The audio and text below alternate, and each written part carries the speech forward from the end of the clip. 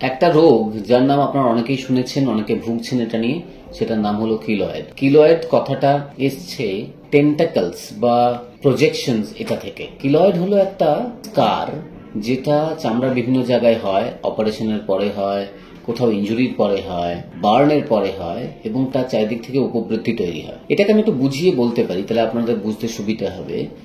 যদি কোথাও কেটে যায় তাহলে সেই জায়গাটাকে বডি জোড়ে বিভিন্ন ফাইবার দিয়ে, কোলাজেন, ইলাস্টিন, এরকম অনেক ফাইবার রয়েছে, সেটা কিন্তু নর্মাল চামড়া নয়। তো এই প্রসেসটাকে আমরা স্কার ফরমেশন বলি। তো স্কার ফরমেশন দিয়ে আমরা চামড়া জোড়া হয়, নর্মালি বডি এটা করে, যখনই কোথাও কেটে যায় সেটা জোড়েই হবে। কিন্তু কখনো কখনো বডি ভুল করে এই প্রসেসটাকে অনেক অনেক বেশি করে ফেলে, তার ফলে যেটুকু জায়গা জোড়ার কথা ছিল তার থেকে অনেকটা জায়গা জুড়ে ওই স্কারটা তৈরি হয়, অনেক বেশি ফাইবার তৈরি হয়ে যায়। তার জন্য শক্ত পাথরের মতো কখনো কখনো একটা জিনিস তৈরি হয় এবং যেটা সাইজে অনেক বড়, যেটুকু কেটেছিল তার থেকে সাইজে অনেক বড়। অনেকে দেখেছেন যে তাদের চেস্টের সামনে এই জায়গাটায় বারবার হচ্ছে। এটা কোথায় হয় না, যে জায়গাগুলোতে চামড়ার টেনশন খুব বেশি, যেরকম চেস্টের এখানটায়, শোল্ডারে, পিঠের মধ্যে চামড়া খুব স্ট্রং, যেটা খুব টাইট, সেই জায়গাতে এটা বারবার হতে থাকে। কাদের হয়?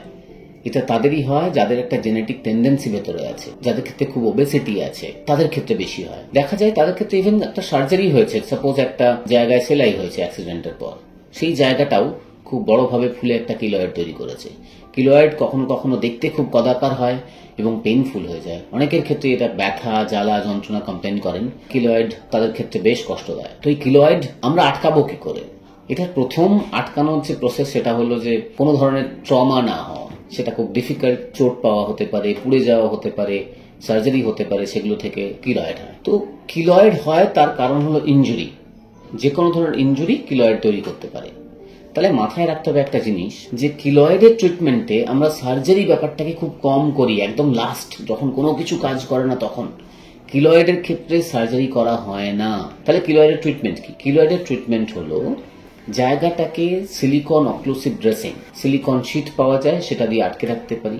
এছাড়া স্টেরয়েড ক্রিম লাগালে ওটা বসে যেতে পারে। বাট সব থেকে ভালো চিকিৎসার মধ্যে একটা হলো স্টেরয়েড ইনজেকশন, কারণ কিলয়েড খুব শক্ত টিস্যু, কোনো ক্রিম লাগালে ওটা ভেতরে ভালো যায় না। তার জন্যে ওটার মধ্যে যদি ইনজেকশন দেওয়া যায়, সেই ইনজেকশন অনেকটা কমিয়ে ফেলতে পারে। এটাকে আমরা ইন্ট্রালিশনাল স্টেরয়েড ইনজেকশন বলি। বাট এটাও কখনো কখনো ভালো কাজ করে না।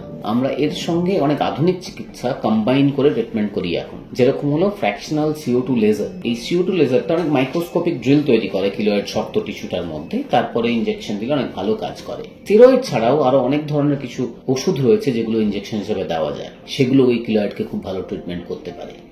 এছাড়া ক্রায়োথেরাপি, রেডিয়েশন থেরাপি, এগুলো দিয়েও কিলয়েডের খুব সুন্দর চিকিৎসা করা যায়। কিন্তু কিলয়েডের ক্ষেত্রে অপারেশন এটা খুব কম করা হয়। তাই আপনার কখনো কিলয়েড না হোক এটাই চাই, কিন্তু হওয়ার পরে যে কোনো জায়গায় গিয়ে একটা অপারেশন করিয়ে নেওয়া কিন্তু ভোগান্তি বাড়াতে পারে। আমরা অনেক পেশেন্ট পাই যারা কিলয়েডের একটা সার্জারি করে চলে এসেছেন, দেখা গেছে তারপর ওটা আরো অনেক বড় আকার ধারণ করেছে। তার জন্য কিলয়েডের সার্জারি থেকে একটু বিরত থাকাই ভালো। অনেক ভালো ট্রিটমেন্ট রয়েছে যেগুলো যদি কাজ না করে কখনো, তারপরে বড় হতে থাকছে, বা আপনার ওই জায়গাতে মোবিলিটি রেস্ট্রিকশন হচ্ছে। সাপোজ আপনার বার্ন হয়েছে, এখানটা একটা কিলয়েড হয়েছে হাতের মধ্যে, যেটা হাতটা খোলা যাচ্ছে না, আঙুল নড়ানো যাচ্ছে না, সেই জায়গাগুলো কিলয়েড হওয়া এবং কন্ট্রাকচার হওয়া, সেগুলোকে আমরা কখনো কখনো রিলিজ করি, সেগুলো ডিফারেন্ট। বাট নর্মালি কিলয়েডের ক্ষেত্রে আমরা অপারেশন রেকমেন্ড করি না, যদি না কয়েকটা স্পেসিফিক জায়গায় হয়, যেমন ইয়ারলোব কিলয়েড। ইয়ারলোব কিলয়েড অপারেশন আজ করা হয় না, বাট রেডিও ফ্রিকোয়েন্সি বা ইলেকট্রো সার্জারি দিয়ে ওগুলোকে বাদ দেওয়া হয় এবং তারপরে